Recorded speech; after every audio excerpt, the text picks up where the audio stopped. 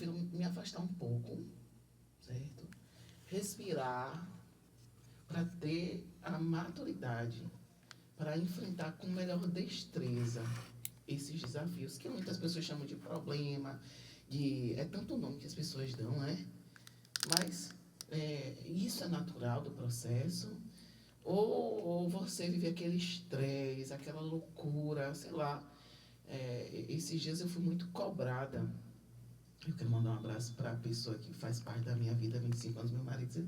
Às vezes você precisa ser mais. Eu digo, se eu não mantiver a minha calma, quem é que vai conduzir? Eu vou viver a emoção o tempo todo, a flor da pele, a tristeza, o choro, o desespero. Quem vai tomar conta do processo? Por favor, estou aqui com a Rafaela, ela é psicóloga. Se apresente um pouquinho também, Rafa, e a gente vai falar um pouquinho de como enfrentar os desafios da vida adulta. Boa tarde a todos os ouvintes. Eu queria primeiro agradecer, né, o convite. Eu acho assim, eu fico muito feliz quando eu vejo as pessoas querendo falar de saúde mental, né, que é um tema hoje tão importante, né, um tema tão atual, né, diante de uma sociedade que a gente que tem enfrentado tantas questões emocionais. Então, esses momentos, né, esses espaços para discussão, para informação, eles são essenciais, né? Então, eu queria muito agradecer. Eu sou psicóloga, trabalho com a terapia cognitiva comportamental, sou mestra em saúde coletiva pela Universidade Estadual de Feira de Santana.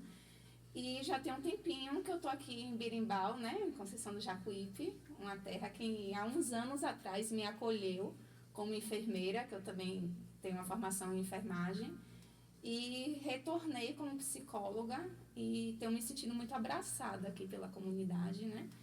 Eu trabalho na Vivace, no estúdio de Pilates, e eu queria muito agradecer esse convite de vocês.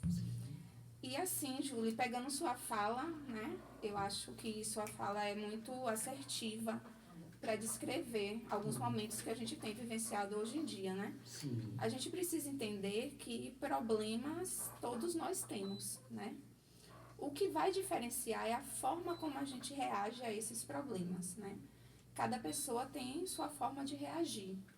E é importante que a gente aprenda a conduzir isso para que a gente reaja da melhor forma possível, né? E consiga resolver nossos problemas, consiga lidar com eles sem estar adoecendo, né?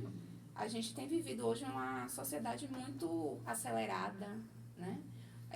O índice de ansiedade e depressão vem aumentando a cada dia. Hoje é um problema de saúde pública, né? A gente viu recentemente algumas matérias dizendo que hoje há uma preocupação muito maior, né, com depressão, com ansiedade, com a saúde mental, do que com o próprio câncer, né, que há muitos anos mata uma grande parte da população. Então, a gente precisa entender que é preciso aprender a enfrentar esses problemas, né, a lidar diariamente com as dificuldades que a vida nos apresenta. E é isso que vai fazer a diferença na nossa saúde. Exatamente. É saúde cognitiva. No caso, o que é isso? No caso, entender a realidade como ela é. Vamos lá. Sim, peraí. Uma pausa. Fica à vontade. Para eu dizer assim, mandar um abraço a todos os ouvintes da Rádio Educadora FM. E se você, estamos aqui na presença de Rafaela Cardoso, psicóloga, enfermeira, ela trabalha na Vivace, que está comemorando 15 anos. Né? Eu vou falar um pouquinho disso aí. Não posso sair daqui sem falar disso, não. Um abraço a Dai, a Marinalva, minha colega de funcional, e a toda a família Vivace. Eu vou falar uma coisa. Quando Dai inaugurou, eu fui aluna dela em todas as áreas, certo? Ela sabe que eu vou e volto o tempo todo. Quando a coisa aperta, eu vou e volto. Mas eu sou Vivace, sou aluna desde quando ela abriu ali em Robson Contador, depois foi para a Rua Chile e agora está no prédio dela. Então, é muito bom ver pessoas que têm coragem de enfrentar. Mas se você quiser mandar alguma mensagem para a Rafaela, é através do 75992036677. É o 75992036677. Se você tem problema, se você tem dúvida, como tratar, se está com ansiedade, depressão, ou tá feliz, né? De repente, ai, Juliana, eu tô muito feliz, vou mandar mensagem para vocês assim. E como você alcançou a felicidade? Então tem coisas, a gente pode falar de tudo aqui nessa tarde de hoje. E Rubens vem com uma pergunta muito interessante que é a respeito dessas. Pergunta aí de novo, Rubens, porque ele foi profundo, viu, Rafa? Ele quer saber sobre a terapia cognitiva É, comportamental. porque, no caso saúde mental, cognitivo, saber da realidade como ela é. Tá. É isso, é? É. É? O cognitivo, a gente diz que a pessoa não tem a boa cognição, ela é doida. Deixa ela Vamos falar. lá. Em relação à terapia cognitiva comportamental, na verdade a psicologia ela tem várias abordagens, né, que foram se construindo a partir das pesquisas e dos teóricos, né? Uma coisa que eu gosto muito de falar é que uma não exclui a outra, elas se complementam, né? Então, assim, alguns pacientes, eles se identificam melhor com algumas abordagens, por exemplo, a psicanálise, a gestalt, né, humanística, a fenomenologia, então, são várias abordagens, né? Eu trabalho hoje com a terapia cognitiva, comportamental, em que, de uma forma muito resumida, né, a gente trabalha no intuito de mudar alguns comportamentos, né, mudar a forma de pensar, né, para a partir daí propor essa mudança de comportamento, trazendo benefício para o paciente, para o indivíduo, né?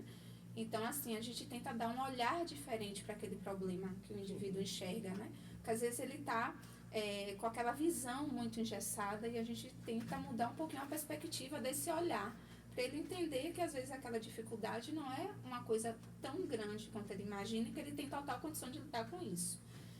Em relação à questão do ser louco, né?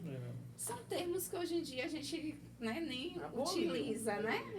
O louco, o maluco, esse estereótipo, né? Pinel. E aí eu volto à questão do cuidado com a saúde mental, né? Se a gente for lembrar, antigamente, como era envolvido por tanto tabu falar de saúde mental. Eu não sei se você lembra, Julie, não sei se ainda funciona dessa forma, mas antigamente os CAPs, eles deveriam funcionar em casas, né? Sem placas ou sem indicativo de que ali era o CAPs, para que não chamasse a atenção, para que o usuário ele não se sentisse constrangido em frequentar o CAPs. Porque a necessidade de cuidar da saúde mental antigamente era visto como um constrangimento, né? E isso mudou, então esses termos também mudaram, né?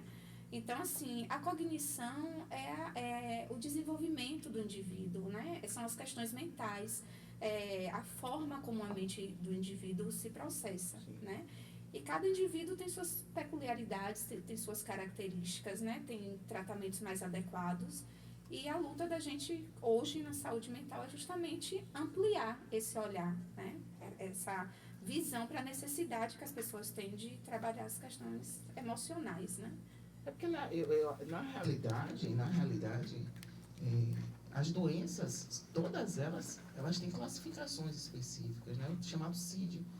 Então, você não precisa, como você falou, estereótipo, né? Hoje a gente tem o autismo, você tem esquizofrenia, vários diagnósticos e dizem que sou louco, né? Tem músicas assim, mas porque era do passado. Nem Mato Grosso, que sou Pura louco. Mara, assim, né? Que sou muito louco, muito massa. Mas é isso, eu acho que a gente tem que realmente rodar essa chave, porque cada vez mais a gente convive com as pessoas, né?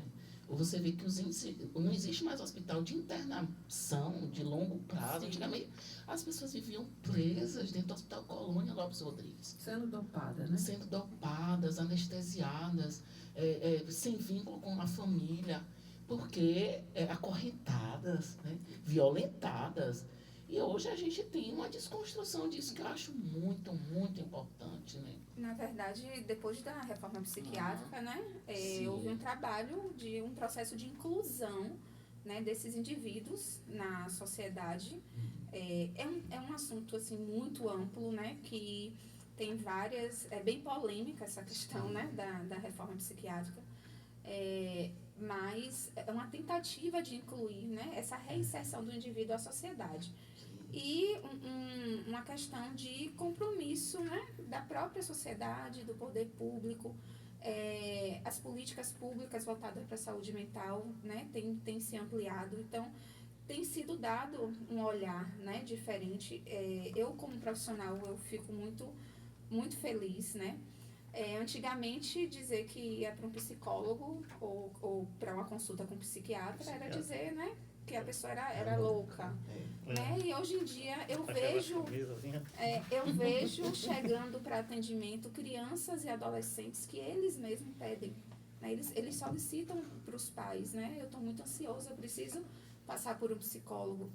Homem, antigamente, ir para um psicólogo, Ave Maria, nunca. Homem é difícil até de ir para as unidades de saúde, né? Fazer aquele acompanhamento de rotina, né? É uma luta levar o homem. O homem só vai para o serviço de saúde quando já está morrendo, né?